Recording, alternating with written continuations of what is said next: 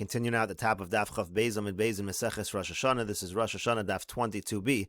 The Gemara asks, V'chad mi mehemen, is one witness really believed? The Gemara had assumed that, let's say somebody comes to court to testify for the Eidos HaChodesh, so the person is not recognized by the court, so you send one person along to testify that this person is Naaman, that this person is trustworthy. But can one person really be believed? Rashi over here says, V'chad mi mehemen la'achshiro, can one person really be believed to make this person a kosher witness? La'achshiro lazeh b'cheskas Naaman, to say that this person is trustworthy. V'atanya, but we learned in a brisa, Ma'isa shabahu ve'edov imo, there was a story where the witness came and his two witnesses came along with him, l'hayid olav, to testify in his behalf, and it's written in plural. It seems that you actually need two witnesses to testify that this person is Naaman. And so the Gemara says, Amar Papa says, Mai acher, what does it mean? Acher, zog acher, it means there's another pair. In other words, he's coming as a pair, and then there's a pair of witnesses testifying on his behalf to testify that he's indeed a trustworthy witness. And the Gemara says, Hachinami mistabra, it makes sense to say this as well. Dilote machi, because if you didn't say this, so Einon makirin oso, the language of the Mishnah was, if they didn't recognize him as a trustworthy witness. My oso, what does it mean him? Ilema oso chad, if it just means one witness, v'chad mi mehemen, is one person able to testify for Eidos HaChodesh? It's got to be there's more than one person coming in to testify about the new moon. Mishpat ksiv bey, the pasuk says mishpat, it's treated like a real judgment, like a court case. You need to have two witnesses. Elamai oso hazug, obviously the word oso means that pair of witnesses. Hachanami my acher zug acher. So to over here, what does it mean acher? It means there's another pair. So in other words, you have two witnesses testifying about the Eidos HaChodesh itself, and you have two witnesses who testify to verify that any particular person who's not recognized by the court is indeed trustworthy. But the Gemara continues, V'chad lo mehemen, but is one person really not believed in this regard? V'atanya, but we learned in a brisa, Ma'isa b'Rabbi Nehoroi shalach eitzel ha'ed l'hoid olav b'Shabbos b'usha. There was once a story with Rabbi Nehoroi that he went by a witness to testify about that particular witness that he's trustworthy, and he went on Shabbos in Usha. So Amri Rabbi Nehoroi sada achrina hava b'hadei. So they answered that Rabbi Nehoroi really didn't go alone. There was another witness that went together with him. And the only reason they didn't mention that other witness is because of the honor of Rabbi Nehoroi. As Rashi over here says, Mishum kavodo de Rabbi Nehoroi, sharelo huska Rabbi Nehoroi, elo lilmod mimenu sha'adam gadol kemoso noag heterbadavar. The whole point of this brisa was to say that even a great person like Rabbi Nehoroi, he was willing to be mechal Shabbos in order to do this. Ve'en kavodo shenavi esrayoseino af mechavero hakatan mimenu. So if we're bringing the proof from Rabbi Nehoroi, it's not proper honor to Rabbi Nehoroi to also include the person who came along with him, who was of a lesser stature than Rabbi Nehoroi. But really, again, it was Rabbi Nehoroi and somebody else that were testifying on behalf of a particular witness for Eidos HaChodesh. And the Gemara continues, Rav Ashi says, Rabbi Nehoroi sada achrina have bu'usha. The case actually was that with Rabbi Nehoroi, there was another witness in Usha who recognized this particular aid. V'azo Rabbi Nehoroi l'tztarufe b'hadei. And Rabbi Nehoroi was going to join together with that witness. So again, there were in fact two witnesses. And so the Gemara says, Ihachi, if so, my lememra. So what's the chiddush? So the Gemara says, no, because what might you have thought? Misveik alom mechalalin and shabsa. Here it's a doubt. Maybe that aid is not going to be home. You're going to get there to this city of Usha, and maybe the aid's not going to be there. It's a suffix. And still you're allowed to be mechal Shabbos. Maybe you're not allowed to be mechal Shabbos out of a suffix. So Kamash Malon, that's what the Bryce is teaching us, that Rabbi Nehoroi went to join with an aid, even though it was a suffix, whether that aid would be available, still you're allowed to be mechal Shabbos for this purpose. And the Gemara continues, Ki asa ulo, when Ula came, Amar kitshua layarcha b'ma'arava. When he came to Bavel, he said, you should know the new moon has been sanctified in the west in Eretz Yisrael.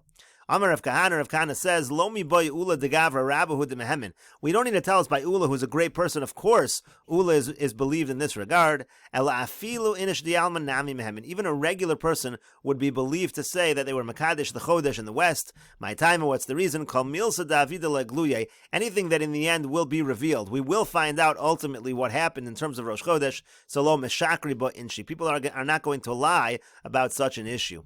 Tanya Nami Hachi, we have a brisa that supports this as well. If somebody comes from the end of the earth and tells us that Bezin has sanctified the new moon, Naaman, he is indeed believed. And the Gemara continues at the two dots, quoting the Mishnah, originally they used to accept the testimony for Eidos HaChodesh from anybody, but then when the Baitusin started to sabotage the process, they only accepted testimony from people that they recognized as being trustworthy. And the Gemara says, Tanu Rabban and the Rabbi rabbis taught, Ma kilkul kilkulu hai baitusin. What exactly did the baitusin do to sabotage the process? Pamachas bikshu baitusin lahatos es chachamim. One time the baitusin wanted to mislead the chachamim. So sachru shnei bnei adam b'daled meo zuz. So they hired two people for 400 zuz. Echad mishalanu ve'echad mishalahem. One was from among us, and one of the people was from them, was a baitusi. Shalohem heyud eduso v'yatza. So the first one, the one that was from the baitusim, he testified his testimony and he left. Shalanu, and the one from us, amru lo. So they said to him, Emor keitzad ra'isa salavana. Tell us, how did you see the new moon? And the Tosefta continues, Amar lahem, he said to them, Ola hayisi b'ma'ala adumim. I was going up on Ma'ala adumim, u're'isiv shu ravutz bein beis slime, and I saw the new moon that it was crouching between two rocks. Rosho dome le'egel, its head was similar to a calf. Aznav domin legedi, its ears were similar to a goat. Karnav domos letzvi, its horns were similar to a deer. Uzinava munachas lo ben yarchosav, and its tail was between its thighs. V'itzatzti bo v'nirsati v'nafalti lachora, and I looked at the moon, and I was so shaken I fell backwards. V'im'ein atem ma'aminim li, and if you don't believe me, harei mosayim zuz tzururin li b'sadine, take the 200 zuz that are in my pouch. So in other words, he was indicating to them that he was actually a false witness, that people were forcing him to testify falsely. Amru lo, they said to him, Mi his kikcha lekach, who's the one that forced you to do this? Amar lahem, he said to them, Shamati shebikshu baitusim lahatos es chacham. I heard that the baitusim are trying to mislead the chachamim. Amarti, so I said, Eilech ani v'odia lahem, let me go, and I'll let them know. Shema yavo b'nei adam she'ena mehuganim. Maybe people who are not proper are the ones that are going to go instead. V'yitu es chachamim, and they're going to actually mislead the chachamim. In other words, I wanted to save the situation. Amru lo, so they said to him, Masayim zuz nesunin loch b'matana. The 200 zuz, you can take it as a gift. V'asochrech yimtach alo amud, and the person who hired you, they should be put up on the pillar, they should be put up on the post. In other words, they should be punished for what they did. Biosasha, at that time, hiskinu shalim makablin element amakir, and it was at that time that they made a takana that we only accept the edus from people that we recognize. The Gemara continues with the Mishnah, Barishona hayu masiin masuos. Originally, in order to let the people in the diaspora know that it was Rosh Chodesh, they would light bonfires. The bonfires would go, as we will see, from one mountain to the next, in order to let people know that it's Rosh Chodesh. Mishakilkalu akusim, but from the time that the kusim became corrupt, hiskinu shiu shluch and yotzin, they made a takana that you have to send out messengers. Keitzad hayu masiin masuos. How do they light these bonfires? Mevian klunsos shal erez aruchin v'konim v'atzei shemin unaora shal pishton. So they used to bring cedar wood, they used to bring reeds, they used to bring olive wood, they used to bring pieces of flax. In other words, they used to bring things that would burn easily. V'korech b'mashicha, they tie it all up. V'yola l'rosh hahar, he'd go up to the top of the mountain, umatzis bohen esaor, and he'd light the fire. Umolech umevi umalu morid, he'd wave it back and forth and up and down. Ad shuras chaveru shosakein b'rosh har hasheni, until he saw his friend doing the same thing on the second mountain. V'chein b'rosh har hashlishi, that would happen on the third mountain, etc. And the message would spread. And from what point exactly would they begin to light these fires? Hara Mishcha, they started from Hara Mishcha. L'Sartava went to Sartava. Sartava leGrufina, and then from there it went to Grufina. Grufina leChavron, and from there it went to Chavron. Chavron leVeis Bilson, and then from there it went to Beis Bilson. Beis Bilson loZazum Misham, and from Beis Bilson the person didn't leave that post. Elamolech umevi ma'ala morid, he would continue to wave it back and forth and up and down. At Shayaroa kol agola lefanav k'medura sa'esh, until he was able to see the entire diaspora in front of him. It was full of bonfires again. That's how they sent the message out.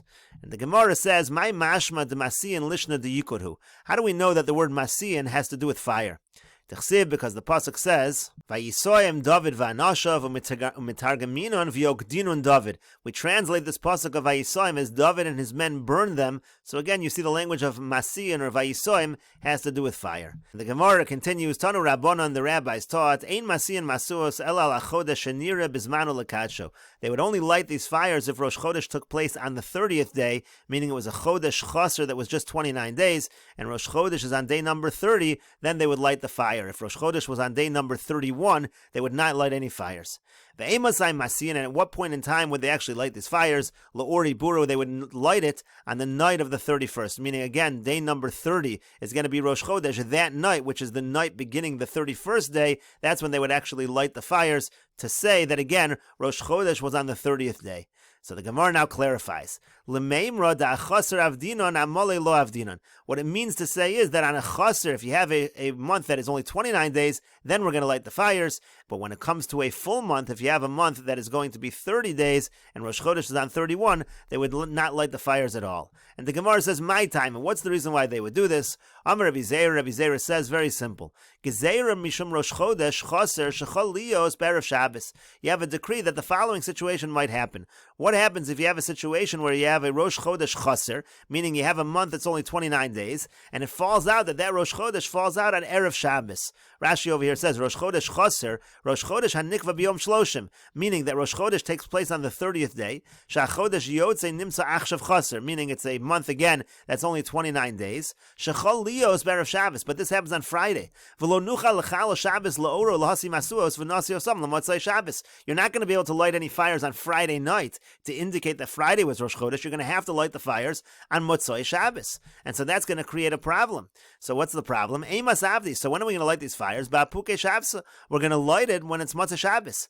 Navid Nami Amole. Now, the problem is like this. If you light fires for when Rosh Chodesh both is a situation of Rosh Chodesh on day number 30 and 31, so if you're lighting on Motzai Shabbos, it's not going to be clear at all whether it was a Chodesh Chaser or Chodesh Mole. So also, they're going to come to make a mistake, and we'll continue with this discussion in the next video on Daf Chav Gimel Amud Aleph.